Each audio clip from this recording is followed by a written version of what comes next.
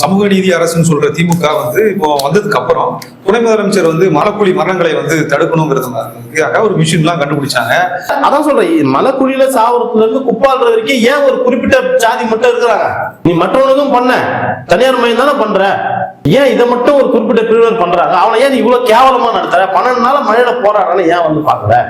அப்போ நீங்க வந்து அந்த துறைக்கு பேர் வைக்கலாம், அண்ணல் அம்பேத்கர் தூய்மை கழிவுநீர் அகற்று வாரியம். என்ன இது? என்ன பாபா அம்பேத்கர் இடையில இந்த வாகனம் கூட அம்பேத்கர் பேர், அதுதான் அந்த வாகனத்துல கழிவுநீர் வாகனத்துல அண்ணல் அம்பேத்கர் கழிவுநீர் வாகனம் அப்படின்னு ஒரு இந்த இந்தியாவுக்கு கான்ஸ்டிடியூஷன் சட்டத்தை எழுதி கொடுத்த ஒரு இந்த நாட்டினுடைய தந்தை அவரு தான் ஒரிஜினலா. ரெண்டாவது, இந்தியாவுடைய முதல் சுதந்திர இந்தியாவின் முதல் தொழில்துறை மினிஸ்டர் அவரு. அப்பவும் சாதியா தான் பார்க்கப்படுது அவரு. நீ இன்னும் எஸ்சி தலைவர் தானே பாக்குற? எத்தனை போய் கழிவு நீர்ல அவர் பேரை எழுதுறிய? நீ வேற பேரை எழுத முடியுமா உன்னால? இந்த கவர்மெண்டால வேற சாதி தலைவர் பேரை எழுத முடியுமா கழிவு நீர்ல? அந்த தில்லு இருக்குதா?